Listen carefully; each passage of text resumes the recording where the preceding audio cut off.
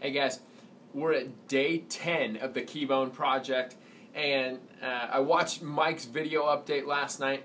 He's doing amazing still, so thank you so much for your prayers, encouragement, and so much positive peer pressure on him.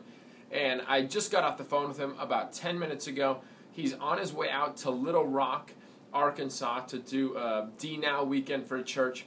So please be praying for the hearts of the youth as he speaks to them, and that God does a wonderful work in them to keep them pure and focused on Christ with all of the temptations of this world.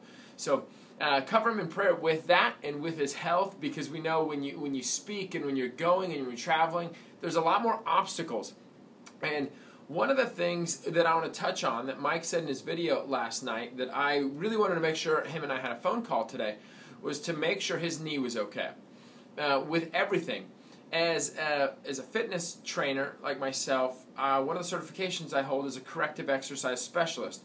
I want to make sure everybody that I work out with, that I train, that I coach, is healthy enough to do the tasks that I challenge them to do.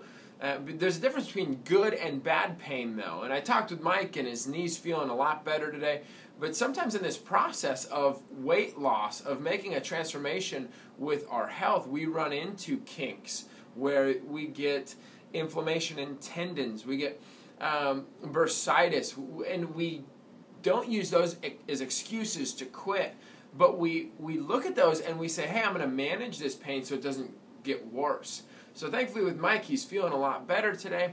But I just want to encourage everybody, as you go through this process, if you feel pain, bad pain, we know the difference, then just stop. Do like Mike did. Mike did great. Mike, I know you're watching this, so great job.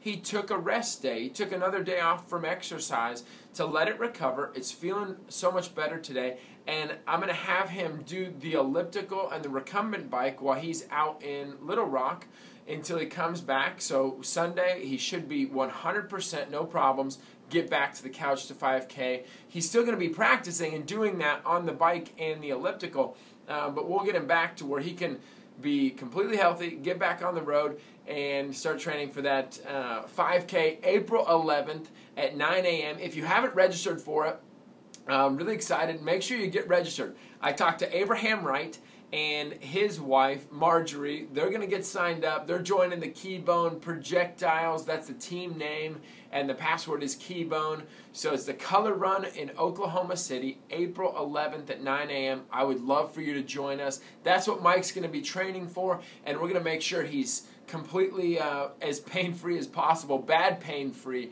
by the time he gets there. One thing I want to tell you today, if you can see right here, is a very deceptive thing. These are delicious, but they're also destructive to a healthy diet. These are mints, and if you look on the packaging for most of these mints, they'll say fat-free.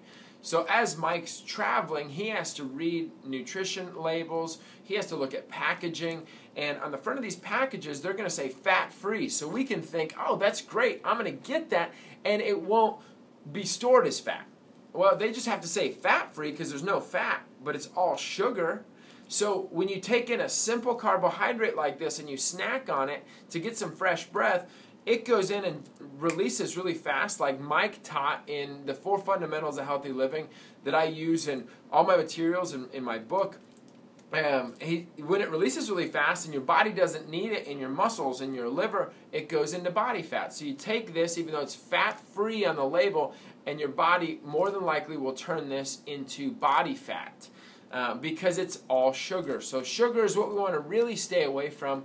And read the front and see the great marketing that companies do to get you to buy it, but flip it over and read the nutrition label to make sure you're getting your calories. Hopefully you're tracking through a journal or MyFitnessPal like Mike, and make sure you're not exceeding your caloric intake and you're not taking in too much sugar, because too much sugar in one sitting and too fast of sugar, digesting sugar like this, will lead to belly fat, and that's what we want to get away from. We want to, like Hebrews 12:2, we want to strip off every weight because we're running a race, and it's not fun to have any weight on your back entangling you as you're running.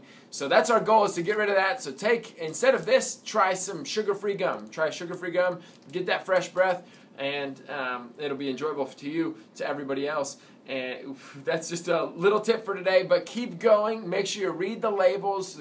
Enjoy the marketing on the front, flip it on the back, read the labels. Keep praying for Mike. We'll talk to you guys tomorrow on day 11.